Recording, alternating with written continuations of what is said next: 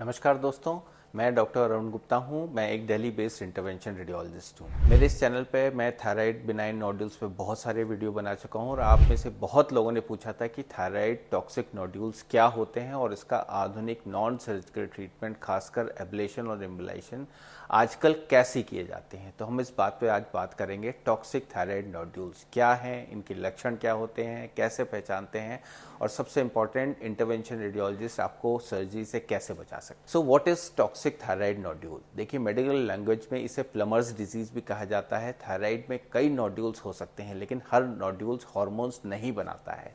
लेकिन कुछ नोड्यूल ऐसे होते हैं जो अपने आप बहुत ज़्यादा थायराइड हॉर्मोन्स बनाना शुरू कर देते हैं और जब हॉर्मोन्स नॉर्मल से ज़्यादा बने रहते हैं तो इसको हम टॉक्सिक थायराइड नोड्यूल कहते हैं। मल्टीपल नोड्यूल्स तो toxic multi nodular goitre. Hyperthyroidism वाले मरीज 2 से 5% केसेस में इसका कारण मल्टी नोडुलर टॉक्सिक नोड्यूल्स होता है। अगर सिम्टम्स की बात करें, जब हार्मोन्स ज़्यादा बनेंगे तो मेटाबॉलिज्म तेज़ हो जाता है। मरीज में क्या लक्षण देखने को मिलते हैं? पैल्पिटेशन, चिड़चिड़ाहट, एंग्जाइटी, नींद में कमी, वजन कम होना, भूख का बढ़ना, हाथ कांपना, पसीना आना, गर्मी ज़्यादा लगना, फीमेल्स में पीरियड्स अनियमित हो जाना, गले में सूजन आ जाना, थायराइड में सांस की तकलीफ होना। तो ध्यान रहे कि नोड्यूल्स ज़्यादातर नॉन कैंसरस होते हैं। अब इनकी डायग्नोसिस कैसे होती है? देखिए, टॉक्सिक नोड्यूल्स पहचानने के लिए मेन टेस्ट होते हैं thyroid function test, T3, T4, TSH। Toxic nodules में T3, T4 बढ़ा हुआ होगा। अल्ट्रासाउंड की बात करें तो नोड्यूल्स में साइज और नंबर्स का पता चलता है। और थायराइड न्यूक्लियर स्कैन ये टॉक्सिक नोड्यूल्स बताता है कि ये हॉट नोड्यूल्स है, ज़्यादा हार्मोन प्रोड्यूस कर रहे हैं कि नहीं। FNAC की जाती है ये प्रूव करने के लिए कि ये बिनाइन है या मेलिग्नेंट तो नहीं है। अब बात करते हैं ट्रीटमेंट ऑप्शंस की। क्या नया है? देखिए, सबसे आज का महत्वपूर्ण हिस्सा इस वीडियो का, क्योंकि मेरा उद्देश्य है कि लोगों को इस मॉडर्न मिनिमली इन्वेजिव आई ट्रीटमेंट्स की जानकारी देना, जो कई बार सर्जरी से बेहतर विकल्प होता है। तो सबसे पहले आता है medical treatment. Beta blockers palpitation, anxiety को कम करते हैं। Anti thyroid drugs hormone production को कम करती है। लेकिन ध्यान रहे कि नोड्यूल्स ये खुद श्रिंक नहीं होते। लंबे समय तक दवाइयाँ लेना पेशेंट के लिए कभी कभी प्रैक्टिकल नहीं होता है।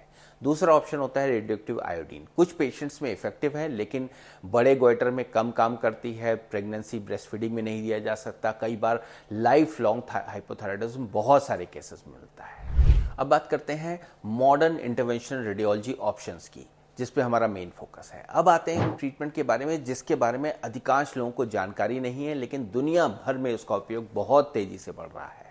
Number first, thyroid nodule ablation for symptomatic benign nodules. ये टेक्निक खासकर उन बिनाइन नोड्यूल्स की बनाई जाती है जो आकार में बहुत बड़े नहीं हैं।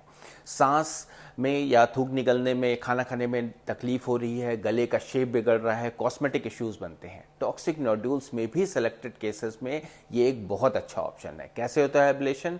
गले पे 2-3 मिलीमीटर की एक इलेक्ट्रोड की एंट्री, हीट के द्वारा, RFA माइक्रोवेव के द्वारा इनको बर्न कर दिया जाता है और धीरे धीरे करके नोड्यूल श्रिंक हो जाता है।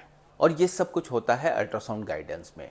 नोड्यूल धीरे धीरे अंदर से श्रिंक हो जाता है, स्वेलिंग चली जाती है। फायदे क्या हैं? No surgery, no stitches, 20 to 30 minutes का procedure, same day discharge, normal thyroid functions preserve हो जाते हैं, वॉइस चेंज का रिस्क बहुत कम है, कॉस्मेटिक रूप से एक्सेलेंट आउटकम्स हैं। कई टॉक्सिक नोड्यूल्स में जो हार्मोन्स है वो बनना बंद हो जाता है, जिससे आपकी दवाएं जो anti thyroid medicine, beta blocker, ये सब बंद हो जाता है। दूसरा ट्रीटमेंट ऑप्शन है thyroid artery embolisation for toxic multi nodular goitre या बहुत बड़े गोइटर्स के लिए।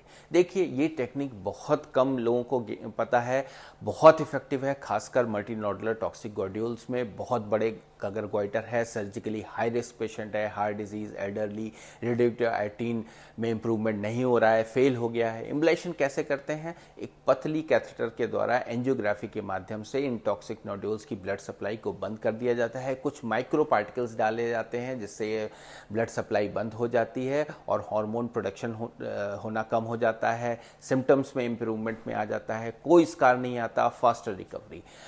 तो इन मल्टी नोडुलर टॉक्सिक गोइटर में थायराइड आर्टरी एम्बुलाइजेशन बहुत इफेक्टिव है।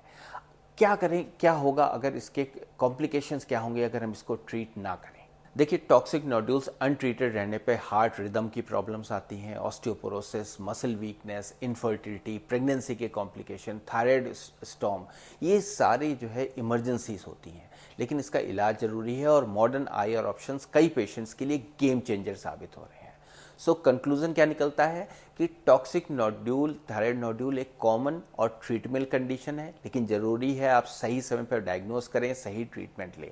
अगर या आपके किसी परिवार को बड़ा नोड्यूल है, मल्टी नोडुलर गोइटर है, टॉक्सिक नोड्यूल डायग्नोस हुआ है, तो मिनिमली इन्वेजिव ट्रीटमेंट जैसे एब्लेशन और थायराइड आर्टरी एब्लेशन आपके लिए बहुत बड़ी राहत आपको दे सकते हैं। अगर आपको जानकारी उपयोगी लगी हो तो डेफिनेटली चैनल सब्सक्राइब कीजिएगा और कमेंट में अपने सवाल ज़रूर पूछ सकते हैं। तो चलिए फिर अगली बार फिर मिलेंगे एक नई इन्फॉर्मेटिव टॉपिक के साथ। तब तक के लिए धन्यवाद।